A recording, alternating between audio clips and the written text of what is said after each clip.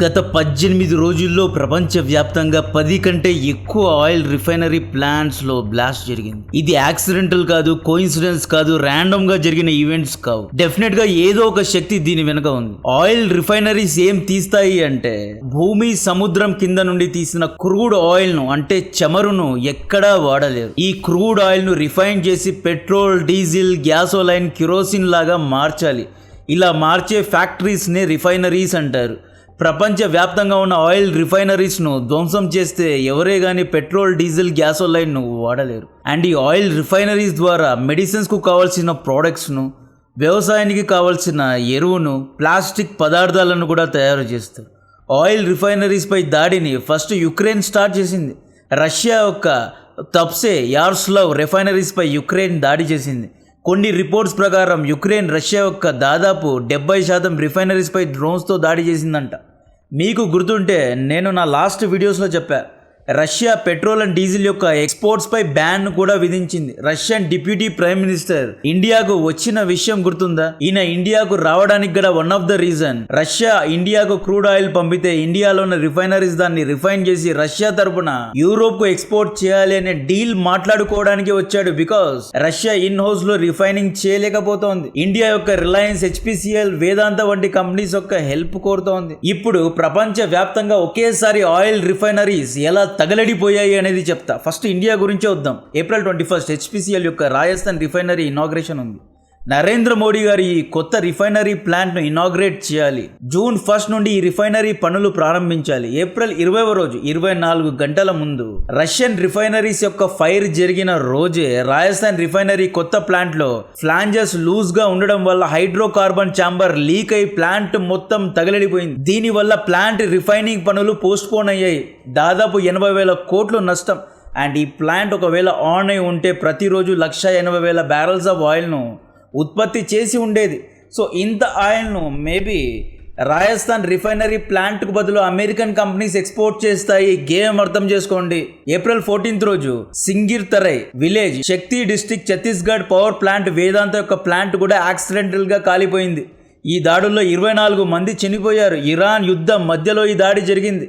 April 20 రోజు same day టెక్సాస్లో ఉన్న Martin lake power plant explode అయింది. టెక్సాస్ లో ఇంకొక ఆయిల్ రిఫైనరీ ప్లాంట్ కూడా యాక్సిడెంటల్ గా ఫైర్ అయింది. ఇక్కడ మీరు నన్ను అమెరికాలో ఉన్న రిఫైనరీ ప్లాంట్స్ పై కూడా దాడి జరిగింది కదా అంటే మేబీ కావాలనే ఎవరికి డౌట్ రాకుండా చిన్న చిన్న యాక్సిడెంట్స్ చేసి ఉండవచ్చు. April 15 రోజు ఆస్ట్రేలియాలోని వివా ఎనర్జీస్ జీలోన్ రిఫైనరీ 13 గంటల పాటు మంటల్లో తగలడిపోయింది. ఆస్ట్రేలియా అనే కాదు, మియాన్మార్ యొక్క రిఫైనరీస్ పై దాడి జరిగింది. మెక్సికో యొక్క కోక్ ఏరియా ఫైర్ మంటల్లో తగలడిపోయింది. ఇరాన్ వార్ సమయంలో గల్ఫ్ దేశాల్లో ఉన్న రిఫైనరీస్ అన్నిటిపై దాడి జరిగింది. ఇవన్నీ April 9 నుండి April 23 ఈ మధ్య కాలంలో 18 days లో జరిగిన యాక్సిడెంట్స్. ఇవన్నీ ఈ దాడుల వెనక ఎవరున్నారు, దీని వెనక ఉన్న కాన్స్పిరసీ థీరీస్ గురించి చెప్పే ముందు మీ నుండి కేవలం 1 minute తీసుకుంటున్నా. బజాజ్ NFO గురించి 1 minute మాట్లాడాలి. ఇంట్రెస్ట్ లేని వాళ్ళు 1 minute స్కిప్ చేయొచ్చు. ప్రస్తుతం వరుసగా యుద్ధాలు రావడం వల్ల ఎన్నో సెక్టార్స్ పై దీని యొక్క ప్రభావం ఉంది. ప్రస్తుతం మార్కెట్ వోలటైల్ గా ఉన్న మాట వాస్తవమే. ప్రజలు పెట్టుబడి పెట్టడానికి జంకుతున్న మాట వాస్తవమే. పెట్టుబడులు ఆల్రెడీ పెట్టిన వాళ్ళు కంగారు పడుతున్న మాట కూడా వాస్తవమే. ఇటువంటి సిచ్యువేషన్ లో కూడా భారత్ లో టాప్ 50 కంపెనీస్ లెస్ వోలటైల్ గా, స్ట్రాంగ్ అండ్ స్టేబుల్ గా ఉన్నాయి. ఇటువంటి కంపెనీస్ లో పెట్టుబడి పెట్టే ఆపర్చునిటీ వచ్చింది. బజాజ్ లైఫ్ నిఫ్టీ 500 లో వోలటైల్ 50 ఇండెక్స్ ఫండ్ NFO ను లాంచ్ చేశారు. దీని యొక్క లాస్ట్ డేట్ April 30. ఇంకా 6 days మాత్రమే మిగిలి ఉంది. లింక్ డిస్క్రిప్షన్ లో కమెంట్ బాక్స్ లో ఇస్తున్నా. కస్టమర్ కేర్ ఫెసిలిటీ తెలుగులో ఉంటుంది. ఏజెంట్ ఇంటికి వచ్చి మరీ ఎక్స్ప్లెయిన్ చేస్తారు. ఇది క్యాపిటల్ గ్యారంటీ ఆప్షన్ అన్నమాట. దీని యొక్క NAV 10 రూపీస్. ఈ NF యొక్క ఇండెక్స్ లాస్ట్ 5 to 7 years లో 20.4 and 19% CAGR ను ఇచ్చింది. FD లో వచ్చే 5 to 6% రిటర్న్స్ కంటే ఇది చాలా మీ మంత్లీ ప్రీమియం లో 120 times లైఫ్ కవర్ తో పాటు ఇక్కడ మీరు yearly up to 2.5 lakhs invest చేస్తే వచ్చే రిటర్న్స్ అనేది ట్యాక్స్ ఫ్రీ. NRI మిత్రులకు ఇది మంచి ఆపర్చునిటీ. నెల 18,000 ఇన్వెస్ట్ చేస్తే 2 కోట్ల వరకు రిటర్న్స్ ను పొందగలరు. జాగ్రత్తగా గుర్తుపెట్టుకోండి. దీని యొక్క లాకింగ్ పీరియడ్ 5 years. మీరు పెట్టుబడి పెట్టే అమౌంట్ నే సెలెక్ట్ చేసుకోండి. Last date April 30. ఇంకా 6 days మాత్రమే మిగిలి ఉంది. లింక్ డిస్క్రిప్షన్ లో కమెంట్ బాక్స్ లో ఇస్తున్న QR కోడ్ ను స్కాన్ చేసి అన్ని వివరాలను తెలుసుకోగలరు. ఇంట్రెస్ట్ ఉన్న వాళ్ళకు దీన్ని షేర్ చేయండి.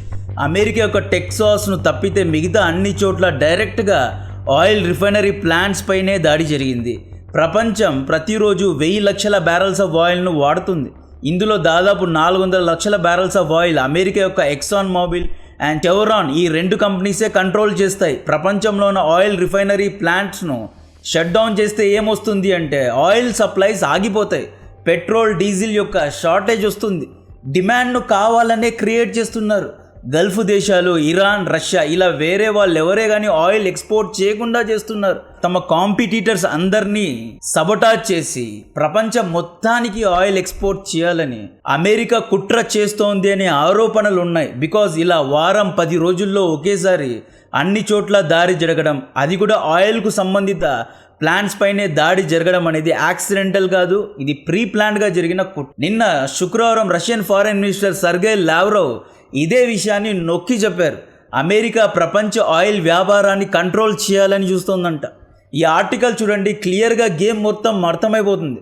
ఫస్ట్ యుక్రెయిన్ యుద్ధం ద్వారా యూరోప్ రష్యా నుండి ఆయిల్ కొనకుండా చేసింది America. Hungary, Slovakia Russian gas కొనకూడదు అని చెప్పి టర్మ్స్ను డిక్టేట్ చేసింది అమెరికా. ఇండియా రష్యా నుండి ఆయిల్ కొంటోంది అని చెప్పి మనపైన టారిఫ్లు, సెకండరీ టారిఫ్లు వేసి మనపైన టారిఫ్ యుద్ధాన్ని స్టార్ట్ చేసి రష్యాతో మనం చేసే వ్యాపారాన్ని వెనజులా, అమెరికా వైపు షిఫ్ట్ చేసింది. ప్రపంచానికి ఆయిల్ అమ్మాలి అంటే ఆయిల్ నిల్వలు కూడా ఉండాలి కదా. యుఎస్ఏ యొక్క ఆయిల్ కంపెనీస్ రోజుకు 200 లేదా 300 లక్షల బ్యారల్స్ ఆఫ్ ఆయిల్ ను మాత్రమే తీయగలవు. యుఎస్ఏలో ఉన్న ప్రజలకు రోజుకు 200 లక్షల బ్యారల్స్ ఆఫ్ ఆయిల్ కావాలి.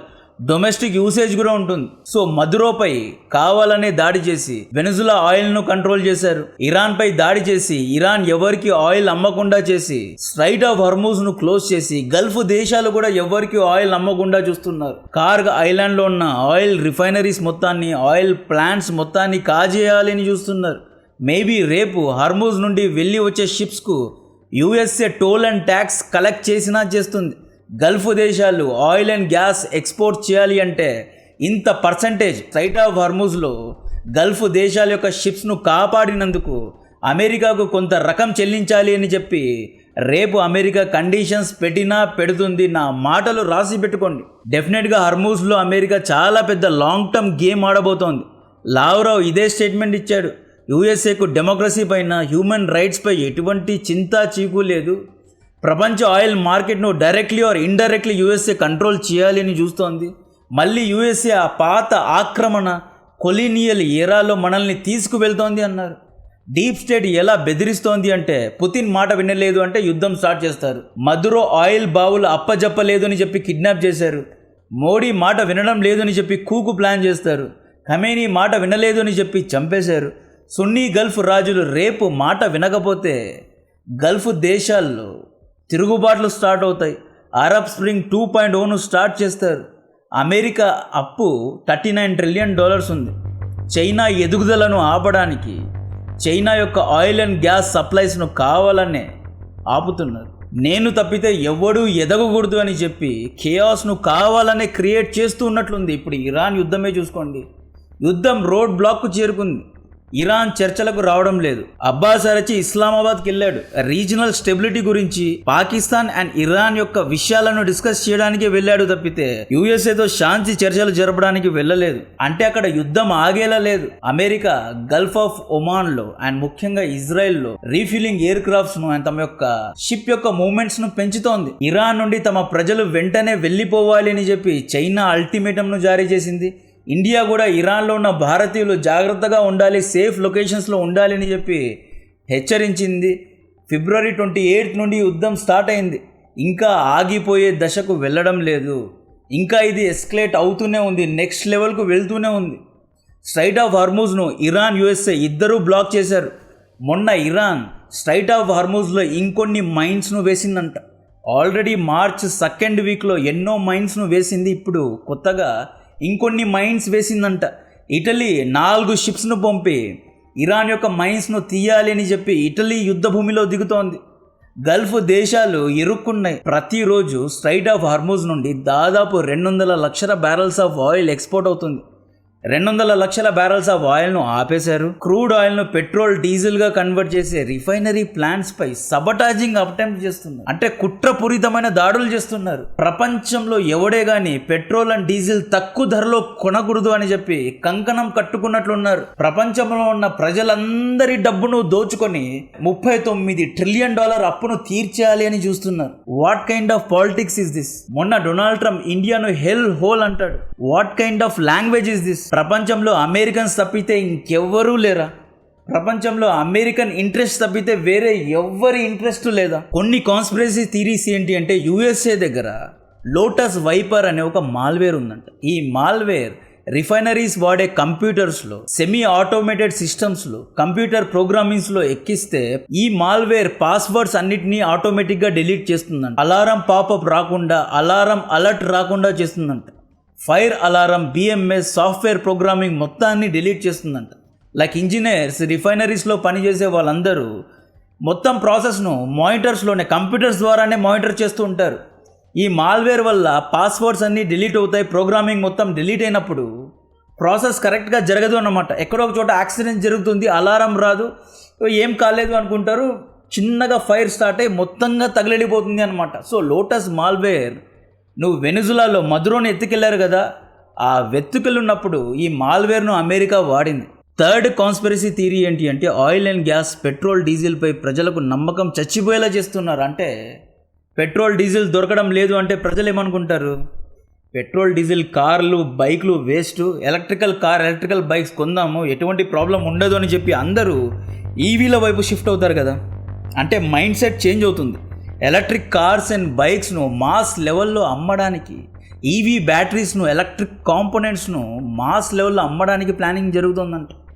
ఈవీ కాంపోనెంట్స్లో పెట్టుబడి పెట్టిన బడా బాబులు కావాలనే రిఫైనరీస్పై. ఫోర్త్ కాన్స్పిరసీ థియరీ ఏంటి అంటే ప్రపంచవ్యాప్తంగా పెట్రోల్ డీజిల్ యొక్క షార్టేజెస్ ఉన్నాయి కాబట్టి ప్రొడక్షన్ కెపాసిటీను పెంచారు. 110% కెపాసిటీలో ప్రొడక్షన్ జరుగుతోంది. అంటే తాహతకు మించి ప్రొడక్షన్ జరుగుతోంది కాబట్టి 110 కెపాసిటీలో పంప్స్ హీట్ అవుతున్నాయి, లేదా ఫైర్ అలారం సిస్టమ్స్ హీట్ అవుతున్నాయి కాబట్టే, లేదా మొత్తం రిఫైనరీ సిలిండర్స్ ఇవన్నీ హీట్ అవుతున్నాయి కాబట్టి ఇలాంటి యాక్సిడెంట్స్ జరగడం సర్వసాధారణం. ఇది ర్యాండమ్గా జరిగింది అని కొంతమంది దీన్ని కొట్టిపారేస్తున్నారు. డొనాల్డ్ ట్రంప్ ప్రెసిడెంట్ అయిన వెంటనే ఒక స్టేట్మెంట్ ఇచ్చాడు. Drill baby drill, electric batteries, green energy ఇవన్నీ హోవాక్స్.